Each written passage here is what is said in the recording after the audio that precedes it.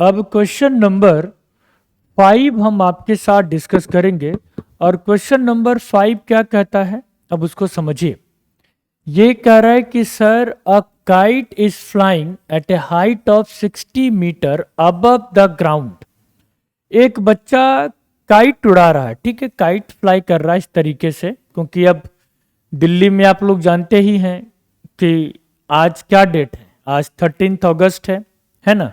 और 15 अगस्त को आप जानते हैं कि पूरी दिल्ली क्या करेगा, काइट फ्लाई करेगा, पतंगे उड़ाएगा। ऐसा बहुत अच्छा मौका है पतंगे उड़ाने का। आप सब पतंगे उड़ाइए, और जो आप पतंगे उड़ा रहे हैं उसका जो जो स्ट्रिंग है, जो धागा है, उसका भी लेंथ निकाला जा सकता है with the help of this chapter. अब देखो कैसे कैलकुलेट करेंगे। A kite is flying at a height of 60 metre above the ground. ये जो पतंग है, जो काइट है, ये 60 मीटर के हाइट पे इस पतंग को उड़ाया जा रहा है। कितना? Height equal to 60 metre above the ground. The string attached to the kite is temporarily tied to a point on the ground. फिर the inclination of the string with the ground is 60 degree. ये कहता है ये जो string से जो connected है और जो ग्राउंड है, जस्ट अ मिनट, थोड़ा सा ज्यादा बड़ा हो गया। अच्छा, ये पूरा ही उड़ गया, चलो कोई बात नहीं, उड़ने दो जी। तो ये जो स्ट्रिंग है, ये काइट से अटैच्ड है, और ये एंगल ऑफ एलिवेशन कितना बन रहा है? 60 डिग्री। अब सवाल उठता है, कुछ बच्चे बोलेंगे सर यहां पर तो एंगल ऑफ एलिवेशन बोला ही नहीं, फिर आप कैसे समझे? समझिए, the inclination of the string with the ground. Ground भाई साहब नीचे होता, ऊपर तो होता नहीं, ग्राउंड नीचे होता है। तो अगर कोई एंगल ग्राउंड के साथ फॉर्म हो रहा है, इसका मतलब है कि वो एंगल ऑफ क्या? एलिवेशन है। यस, ऐसे समझना है। Find the length of the string. ये जो है, ये है स्ट्रिंग, ठीक, ये स्ट्रिंग है, और इसका आपको लेंथ पूछा गया है।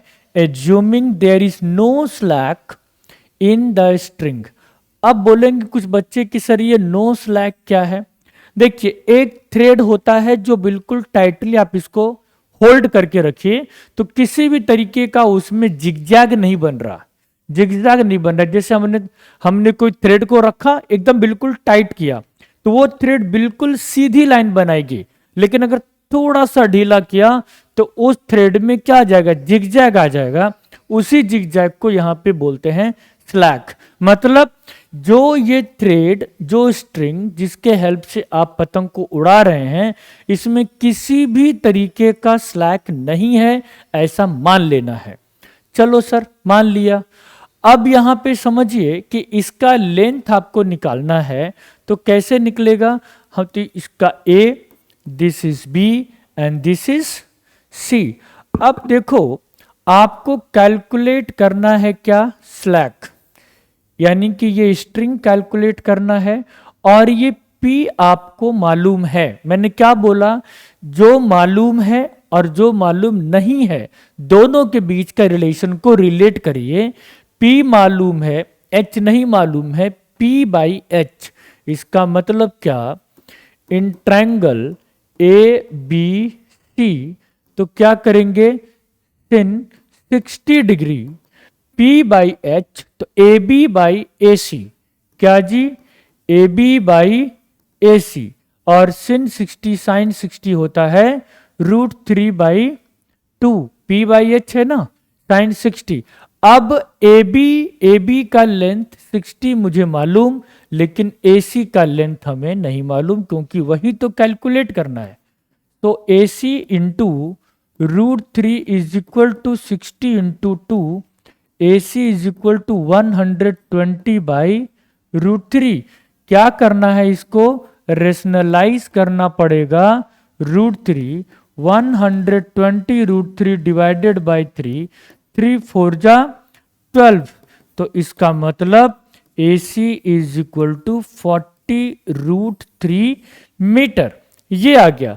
अब ये जब आंसर आया तो लास्ट टाइम हम क्या लिखेंगे, इस क्वेश्चन को फाइनल टच क्या देंगे, आपसे क्या पूछा, find the length of string.